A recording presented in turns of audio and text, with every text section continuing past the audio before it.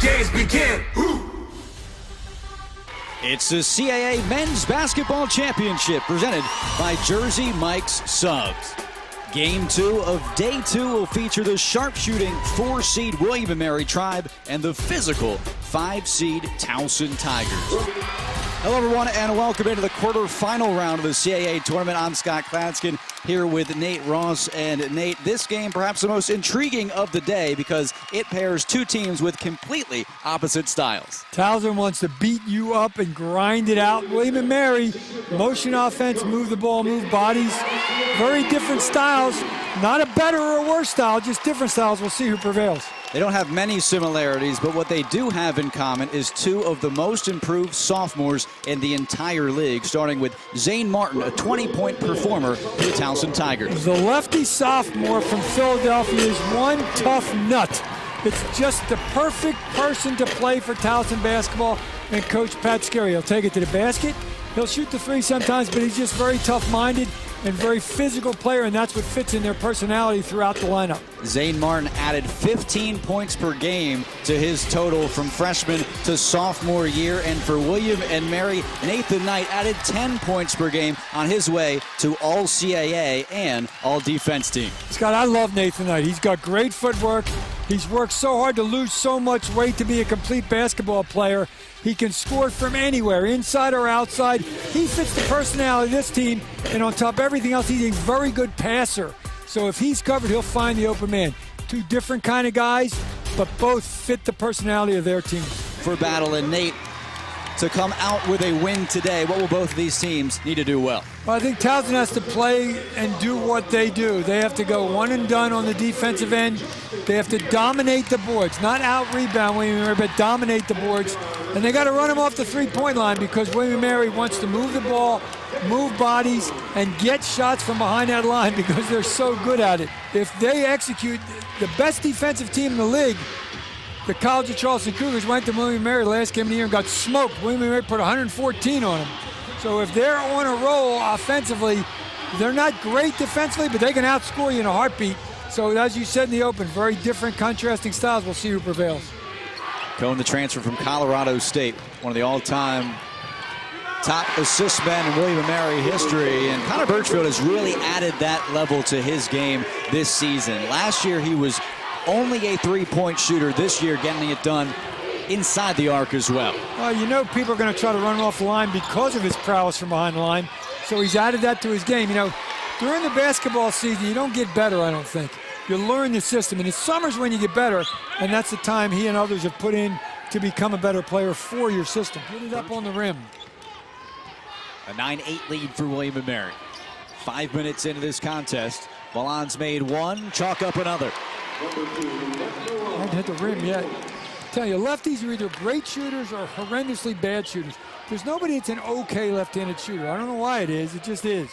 Well, Milan is in the category of great. Unbelievable. 76 threes on the year. Taking one from the corner. Look at him push the pace. Birchfield. You can put the line wherever you want it. David Cohn, 12th in the nation in assists because of that. He pushed the pace. He contracted the defense because you got to stop the ball. Wide open in the corner. Since trying to match William & Mary, that's not how you'll get back in the game. They don't want to get in the three-point contest with the Tribe. There's no question about it. Great shot fake. From two-point range and a timeout by Pat Scarry. Lots to cheer about for the William & Mary Tribe, up 22-11, and they are so hard to guard in transition. Watch these fast breaks. Fast breaks used to be fill a lane and get to the rim. But nowadays, because of that line, it's fill a lane and run to the three-point line. That's exactly what William & Mary does. That's how they make a living on offense, and David Cohn found the right guy in the corner, and Birchfield hit it. It's a different way to stop transition basketball because of that three-point line. Defensive guard and heartbeat. Nathan Knight got stuck, and then Keith just takes it into the body of the defender, and is so strong, as you just said, to take the bump in the bucket. You know, Nathan Knight needs to get some shots inside because if he scores with any kind of consistency, they got to contract the defense a little bit to stop him. It makes the threes even more productive. But against this Towson team, that's a tough task. For the Tribe, looking good to start in the quarterfinal round. McNeil a deep 2, and Jordan McNeil off the bench and through the hoop. It's amazing how you react to that orange sphere when you fake it. Everybody jumps up in the air. McNeil took one dribble and stuck it. Great players know where the ball's going to be. Watch Nathan Knight on the weak side, right-handed, uses the glass, chance for an and one. I'm telling you, this young man was 5'11" as a freshman in high school. He had a great line when I was reading a bio about him. He said he loved Chinese food, cookies, and ice cream. And then he grew to 6'7". He said it was painful on my body and painful on my mom's wallet to keep buying me shoes. And he has worked hard to trim down, and now he is 6'10". On the season. It's a good start. Stop, score, stop is what's a nice fake. And it's Morcell who gets to the free throw line. The foul called against William & Mary, their 4th. Scott, that's what they have to do. They are more physical, but they got to play like that and take it to the rack and take it to the rim. And when Nathan Knight's in there, maybe get him in a little foul trouble as he's going to check back in. But get to the free throw line, get some points, and just be the more physical basketball team. 2 minutes left until the half. 1-3-1 zone. They changed it up with Nathan Knight in the middle. That's Towson basketball right there. Put it up. Best shots, put it up on the rim and go get it. In a nutshell, that is how Towson wins their games, battling offensive rebounds. William & Mary with the lead 41-32 at the half. What adjustments do these teams need to make in the locker room? I think Towson needs to keep doing what they're doing. They were down a bunch. They got some really good defensive stops, and they took the ball to the paint. Even the last basket of the half was in the paint. Keep going inside. Sometimes the best shot's a missed shot to go get it. William & Mary, as Coach just said, their 3-2 zone has not been real effective, but they're not a great defensive team. They want to outscore you. Towson took them out of the rhythm a little bit as well. So it's more of who gets into a rhythm quicker, Towson's offense inside, or William & Mary running around the outside making threes.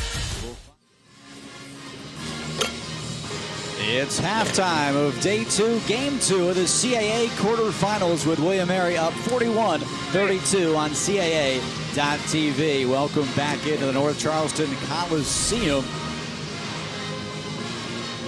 I'm Scott Klaskin here alongside Nate Ross, and both of these teams playing their brand of basketball. William & Mary doing so a bit more efficiently. William & Mary wants to move the ball around the outside and take threes. Towson wants to go on the glass.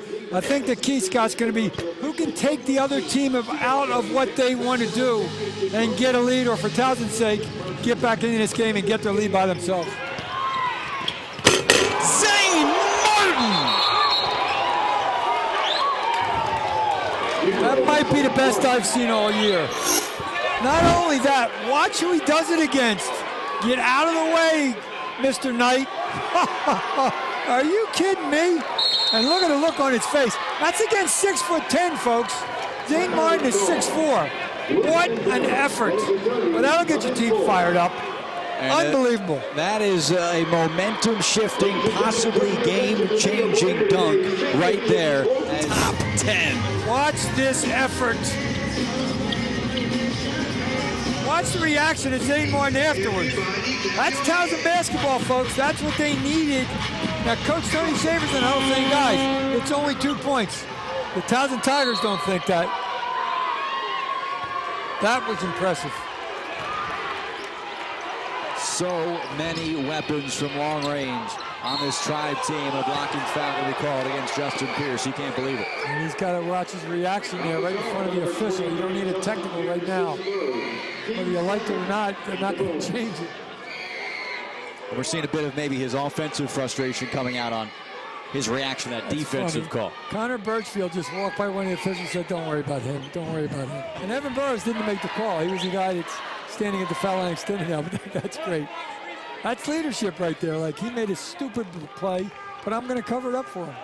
When you're talking about trusting your teammates, he threw to him and ran the other way. You're going to see the pass. I don't know if we're going to look. He turns and runs the other way. He doesn't even look at it. Bingo. I love it. Tony Shaver feeling good. Trust me, he's not feeling good yet. He's still, his stomach's like a cement mixer over there. That's the huddle of Pat Scarry in his 7th season as head man at Towson. His team picked second in the CAA preseason poll, but right now find themselves down by 13 late, 3:41 to play. And if you're head coach Pat Scarry, what were you telling your team about getting back into this one late? Well, obviously got to score here, and then they're going to press. They've done a good job of taking the ball away a little bit. They got to secure it and make William & Mary call the next timeout. That's the goal. In other words, we'll get a run, but make William & Mary call the next timeout, guys, with effort. They're going to do so. Here's the tough part. As an assistant coach, I always had a chart, obviously, of the other free throw shooters. Who's the worst free throw shooter? There isn't one. They lead the nation in free throw shooting. There isn't a Bama. Bama might be in high 80s, but it's just, you got to foul anybody because that's one of the great assets of William & Mary. They don't shoot it poorly. Matt Milan shoots 92% from the free throw line. He does not lead the team in that category. That's true. David Cohn does. Connor Bridgefield at 87%. Oh, he's terrible. He's terrible, 87. Nathan Knight shoots 76%, but he's 9 of 9 today. And he's not going to touch it. The ball's going to be in David Cohn's hands. Remember, if you've never seen this young man, there's one player in NCAA Division I basketball that has done this. Shot 50 or more from the field percent, 40% or more from three, and 90 from line. You're looking at him right there. He's the only kid in the country that has done that. It's an amazing accomplishment. Talk about that thing on his lapel. See that little button? That's for autism awareness.